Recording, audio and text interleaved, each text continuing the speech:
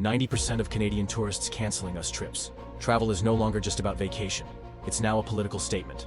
Canadian tourists boycotting US travel every year. Millions of Canadian tourists cross the border into the US, from Florida to New York, spending billions of dollars on travel services. However, this year things have changed dramatically according to the Old Orchard Beach Tourism Council. Canada accounts for 40% of the tourists in the area. But this year, that number has sharply dropped. Hotel owners like Sterling Morrison Maine report that over 90% of their Canadian customers have cancelled their trips, causing severe losses for local businesses. These numbers reflect a major disruption in the tourism industry, especially since Canadian tourists have been a stable source of income for many regions. This is not only impacting the economy, but also weakening the economic relationship between the two neighboring countries. So why is this happening? Trade tensions and hostile rhetoric between politicians have led to this shift. This is not just about a tourism boycott, but a clear expression of national pride for many Canadians. Traveling to the US is not just for fun. It's a recognition of a peaceful and respectful relationship. The tensions in international relations have eroded these values, leading to the decision not to travel to the US as a way of protesting the administration's policies.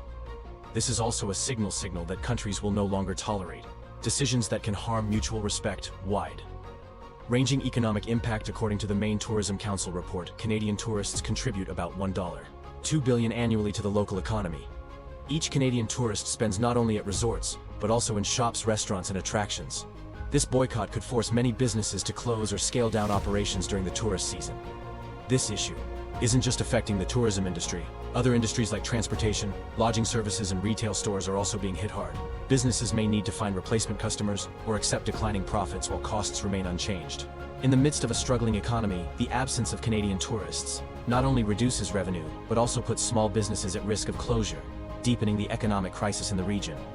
This isn't just tourism, it's a political statement. So, is tourism still just tourism? It's time we realize that tourism can now be a powerful tool for political statements. When people choose to boycott a country, not because they dislike the tourist attractions, but because of that country's policies and statements, it becomes a lesson in national pride, with 40% of the tourists at Old Orchard Beach being Canadian. This change could have far-reaching impacts. This isn't just a loss in revenue, but a message of dissatisfaction with the US national policies. This tourism policy has now become a tool to express political views.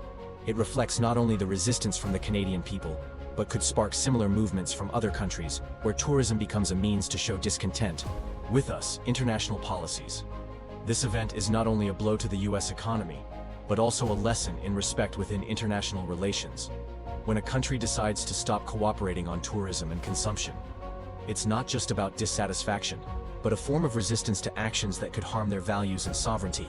It also shows that tourism isn't just about moving from one country to another, but now it's a part of soft power strategy.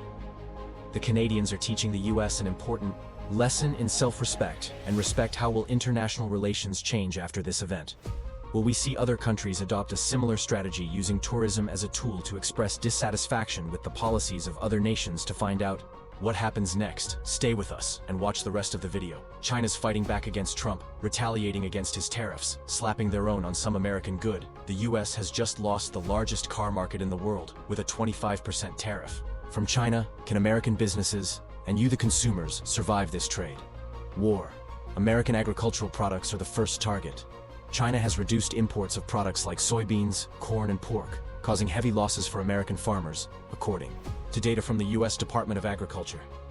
USDA China cut its imports of US soybeans from 36 million tons to just 16 million tons between 2018 and 2020, costing American farmers billions of dollars. Next, US made cars. China has imposed a 25% tariff on American cars, causing major car manufacturers like Tesla, Ford, and GM to face sky-high prices to export cars to China. Tesla, a standout brand, China now faces significant challenges in maintaining its market share as competition from local competitors continues to grow stronger. The US has always prided itself on having giant players in the automotive industry, Tesla, Ford, and GM, but now these giants are facing unprecedented